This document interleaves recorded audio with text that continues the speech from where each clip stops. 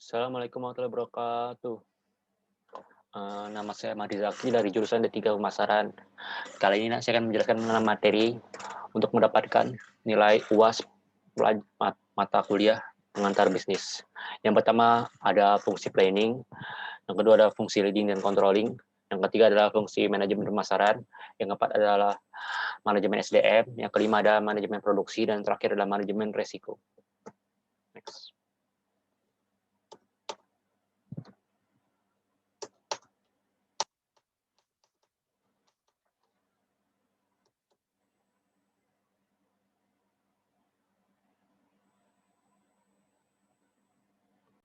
Nah, yang pertama saya akan jelaskan dulu dari fungsi planning.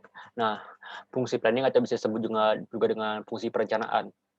Perencanaan merupakan berbagai kegiatan yang berkaitan dengan penetapan berbagai tujuan di awal, pertama strategi, serta penetapan berbagai langkah operasional secara rinci yang akan memungkinkan tercapai tujuan perusahaan. Nah, menurut Chamberlain Wells dan kawan-kawan, dalam teori ini dia mengatakan setiap keputusan yang diambil manajer merupakan keputusan reaktif terhadap berbagai perkembangan yang terjadi atau dengan kata lain bertindak jika ada masalah. Nah, di situ adalah hierarki perencanaan. Nah, hierarki perencanaan terbagi menjadi 3, yaitu penentuan tujuan perusahaan. Nah, kita ini sebelum menentukan perusahaan, kita harus tahu tujuan perusahaan itu harus kemana, mau kemana. Yang kedua adalah strategi perusahaan. Bagaimana sih strategi perusahaan untuk mencapai tujuan perusahaan tersebut? Nah, yang ketiga itulah rencana untuk implementasi strategi seperti anggaran, kebijakan, program, dan lain-lain. Nah, selanjutnya ada visi dan misi. Apakah visi dan misi itu penting untuk dalam sebuah perusahaan? Menurut saya adalah penting. Mengapa? Visi dibuat untuk menjawab what will our business be atau what do we want to become. Dengan kata lain, visi menunjukkan arah strategi perusahaan untuk mencapai tujuan. Nah, sedangkan misi dibuat untuk menjawab what business are we in. Dengan kata lain, aktivitas perusahaan harus sesuai dengan tujuan pendirian perusahaan. Selanjutnya adalah tingkat perencanaan. Ada tingkatan perencanaan. Nah, perencanaan korporasi merupakan perencanaan yang berisi penetapan tujuan dan strategi perusahaan dan yang meliputi keseluruhan organisasi yang perusahaan serta ditetapkan oleh manajemen puncak, misal direksi atau CEO. Lanjut ada analisis SWOT. Nah, analisis SWOT itu merupakan alat analisis yang digunakan untuk menilai situasi persaingan sehingga dijadikan dasar untuk berkompetisi. Analisis SWOT itu terdiri dari strength atau disebut dengan kekuatan, weakness yang kelemahan, opportunities yang peluang, threats yang ancaman. Nah, selanjutnya ada fungsi perorganisasi atau organizing.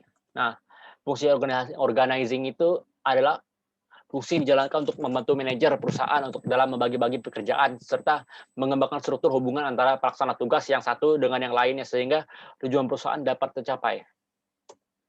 Nah, ini ada faktor yang mempengaruhi struktur organisasi. Ada sumber daya manusia, strategi, teknologi, dan juga lingkungan organisasinya.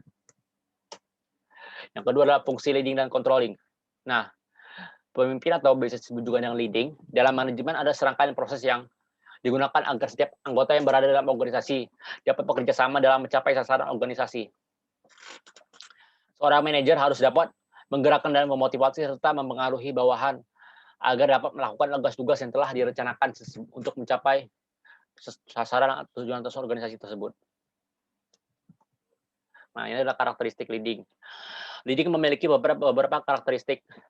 Di antaranya adalah pervasive function, continuous activity, human factor, creativity activity, executive function, dan juga delegated function.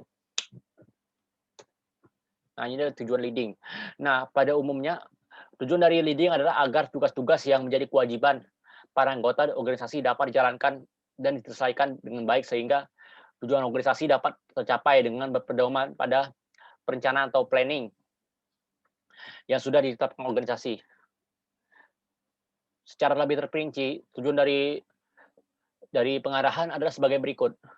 Itu sebagai A, motivasi, memprakarsai aksi, penggunaan sumber daya dan dengan efisien, kopling perubahan, mengintegrasikan upaya, dan yang terakhir yaitu untuk menyediakan stabilisasi. Nah, ini ada pengertian controlling. Nah, controlling itu adalah fungsi pengendalian. Yang dimaksud dengan fungsi ini adalah manajemen untuk menilai kinerja para anggota sesuai dengan standar yang telah dibuat. Kemudian melakukan perubahan dan perbaikan jika terdapat hasil penilaian yang kurang baik. Dalam hal ini perusahaan perlu menyiapkan rencana perusahaan agar fungsi ini dapat berjalan dengan baik dan efisien sehingga tidak menghabiskan banyak biaya. Nah, inilah fungsi controlling. Nah, fungsi controlling itu berguna untuk mengukur produktivitas dari tahap 1 sampai tahap ketiga. Semua tahap dan fungsi manajemen ini yang dilakukan tidak akan efektif apabila tidak dilakukan pengendalian ataupun pengawasan. Selain itu, juga untuk mengukur efektivitas kerja dan pengendalian yang mengandung aspek mengukur jalannya suatu perencanaan, mengamati, memperbaiki agar tujuan yang akan dicapai mendapat respon yang baik. Sehingga perencanaan, pengorganisasian, pelaksanaan, dan pengendalian merupakan kunci utama dalam proses manajemen. Hal ini harus selalu dilakukan dalam proses manajemen. Nah, yang ketiga adalah manajemen pemasaran. Nah, menurut pengertian, manajemen pemasaran itu adalah proses penetapan tujuan-tujuan pemasaran. Menetapkan tujuan-tujuan pemasaran produk bagi suatu organisasi, perencanaan, dan pelaksanaan aktivitas untuk memenuhi tujuan-tujuan tersebut. Dan untuk mengukur kemajuan ke arah pencapaiannya. Nah, menurut Philip Kotler pada tahun 1980, ia menyatakan bahwa manajemen pemasaran merupakan penganalisaan, perencanaan, pelaksanaan, serta pengawasan program-program yang tujuannya untuk menimbulkan pertukaran dengan pasar yang tujuh dengan maksud untuk menggapai tujuan perusahaan. Nah, ini adalah tujuan manajemen pemasaran. Yang pertama untuk menciptakan permintaan atau demand. Yang kedua untuk kepuasan pelanggan. Yang ketiga untuk meningkatkan peluang. Yang ketiga untuk meningkatkan keuntungan. Dan yang terakhir untuk meningkatkan citra produk di mata publik. Yang berarti kita harus mendapatkan nilai yang baik terhadap produk kita di mata publik. Nah, ini ada 7 konsep inti pemasaran. Yang pertama adalah kebutuhan, keinginan, dan permintaan. Yang kedua adalah pasar sasaran, positioning, dan segmentasi. Yang ketiga ada penawaran merek. Yang keempat ada nilai dan kepuasan. Yang kelima ada saluran pemasaran. Yang keenam ada rantai pasokan. Yang terakhir ada persaingan. Nah, yang keempat adalah manajemen sumber daya manusia. Apa sih manajemen sumber daya manusia itu? Manajemen sumber daya manusia adalah suatu ilmu maupun teknik yang dapat mengatur dan mengembangkan potensi atau peranan sumber daya manusia agar dapat berfungsi sesuai dengan harapan serta memaksimalkan potensi dari sumber daya dalam mencapai tujuan suatu perusahaan. Nah, peranan manajemen SDM itu apa sih? Yang pertama, menetapkan jumlah, kualitas, dan penempatan tenaga kerja yang efektif sesuai dengan kebutuhan perusahaan. Yang kedua itu menetapkan penarikan, seleksi, dan penempatan karyawan. Yang ketiga untuk menetapkan program kesejahteraan, pengembangan, promosi, dan pemberhentian. Dan yang keempat untuk meramalkan penawaran dan permintaan SDM yang di masa yang akan datang. Yang kelima untuk memperkirakan perekonomian dan perkembangan perusahaan. Yang keenam untuk memonitor dengan cermat undang-undang perburuan dan kebijaksanaan pembalasan jasa-jasa perusahaan sejenis. Yang ketujuh untuk memonitor kemajuan teknik dan pengembangan serikat buruh. Yang ke-8 untuk melaksanakan penyisihan, pelatihan, dan penilaian prestasi karyawan. Yang ke-9 untuk mengatur mutasi karyawan baik vertikal maupun horizontal. Yang ke-10 untuk mengatur pensiunan dan pemberhentian serta pesangonnya. Nah, ini adalah manajemen produksi. Yang kelima. Nah, menurut James Toner pada tahun 2006, manajemen produksi adalah suatu proses perencanaan, pengorganisasian, kepemimpinan, dan pengendalian upaya dari anggota organisasi serta penggunaan semua sumber daya yang ada pada organisasi untuk mencapai tujuan organisasi yang telah ditetapkan sebelumnya. Nah, dari pengertian tentang definisi produksi di atas, maka dapat diartikan bahwa produksi merupakan suatu kegiatan untuk mentransformasikan faktor-faktor produksi sehingga dapat meningkatkan atau menambah kaidah bentuk, waktu, dan tempat suatu barang atau jasa untuk memenuhi kebutuhan manusia yang diperoleh melalui pertukaran. Manajemen produksi adalah kegiatan untuk mengatur dan mengkoordinasikan penggunaan sumber daya berupa sumber daya manusia, sumber daya alat, dan sumber daya dana serta bahan secara efektif dan efisien untuk menciptakan dan menambah kegunaan atau bisa disebut juga dengan utility suatu barang atau jasa. Proses manajemen produksi adalah penggabungan seluruh aspek yang terdiri dari produk, pabrik, proses, program, dan manusia.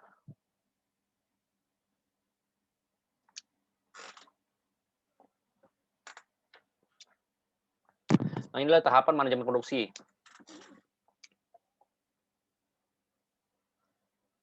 Yang pertama adalah tahapan perencanaan produksi.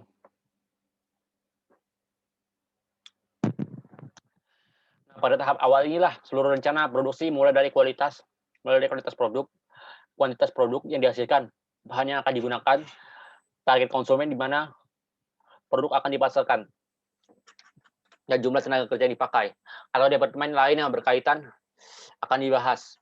Dalam tahap ini, bahkan anggota tim bisa mengajukan ide produk baru melalui proses yang disebut dengan brainstorming, di mana si pencetus ide harus meyakinkan seluruh timnya bahwa idenya relevan dan efektif untuk mewujudkan tujuan organisasinya. Yang kedua adalah tahap pengendalian produksi. Agar proses produksi dilakukan sesuai dengan jadwal dan semua yang telah direncanakan dalam proses perencanaan berjalan dengan lancar, maka tahap ini harus dilakukan. Dalam pengendalian produksi, jadwal kerja diatur, detail rencana, sistem kerja juga diatur, dan lain sebagainya. Tujuan dari tahap pengendalian ini adalah agar hasil produksi bisa berjalan dengan efektif dan efisien. Nah, ini faktor perkembangan manajemen produksi. Yang pertama adalah adanya pembagian kerja dan spesialisasi. Nah, contohnya seperti kita nih dibagi sesuai dengan kemampuan kita di bagian mana gitu. Misalnya kita di bagian IT atau di bagian manajemen gitu. Yang kedua adalah revolusi industri. Nah, semakin majunya dari tahun ke tahun suatu masa, maka pabrik itu banyak kan udah nggak mau menggunakan sumber daya manusia lagi. Mereka beralih ke sumber daya teknologi seperti mesin ataupun robot. Nah, yang ketiga adalah perkembangan e-tech. Seperti yang saya sebutkan tadi, kebanyakan pabrik-pabrik itu menggunakan teknologi-teknologi yang canggih sesuai dengan perkembangan zaman. Seperti misalnya pabrik mobil itu kita lihat itu jarang menggunakan bantuan manusia gitu. Sekarang kan menggunakan robot ya yang masang-masang pintu dan lain-lainnya. Nah, yang keempat itu ada perkembangan ilmu dan metode ilmiah serta hubungan antar manusia. Nah, yang keenam adalah manajemen risiko. Nah, yang terakhir ini. Manajemen risiko adalah segala proses kegiatan yang dilakukan semata untuk meminimalkan bahkan mencegah terjadinya risiko perusahaan. Di dalamnya ada kegiatan identifikasi, perencanaan, strategi, tindakan, pengawasan, dan evaluasi terhadap hal-hal negatif yang kemungkinan akan menimpa usaha. Bisa dibilang juga jenis manajemen ini adalah salah satu metode untuk mencegah perusahaan mengalami masalah seperti kolaps, kerugian yang besar, gulung tikar, jauhi klien, dan semacamnya. Tentu strategi sistematis ini perlu dijalankan, terutama untuk pebisnis pemula. Nah, dalam perkembangannya, risiko-risiko yang dibahas dalam manajemen risiko diklasifikasikan menjadi 4. Yang pertama adalah risiko operasional, kedua adalah risiko hazard, dan yang ketiga adalah risiko finansial, yang keempat adalah risiko strategis. Nah, ini adalah tahap-tahapan manajemen risiko.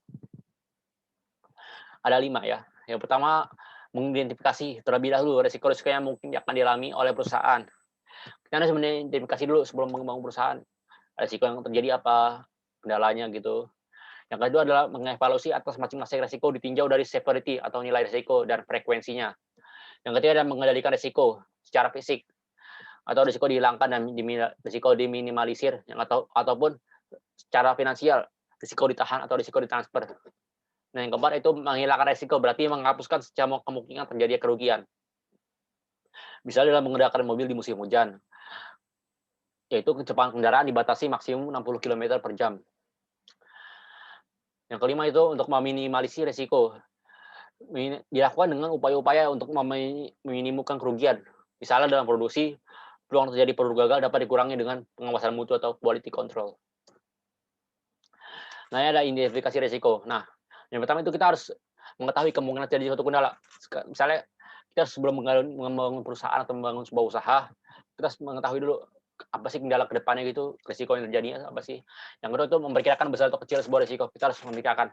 Nah, usaha kita ke depannya ini risikonya itu ada banyak risiko besar atau risiko kecil. Kita lihat apa sih risiko besarnya, apa risiko kecilnya. Yang ketiga itu menggunakan metode pengolahan risiko yang terbaik dan yang paling praktis. Kita ini perlu mencari cara bagaimana sih untuk meminimalisir risikonya. Kita harus mencari cara yang terbaik dan juga yang paling praktis ya. Yang keempat itu mengadministrasikan program-program manajemen risiko. Kita harus mengadministrasikan program-program untuk risiko supaya dapat bekerja lebih baik dalam meminimalisir risiko yang terjadi. Selesai. Sekian presentasi dari saya, kurang lebih mohon maaf. Wassalamualaikum warahmatullahi wabarakatuh.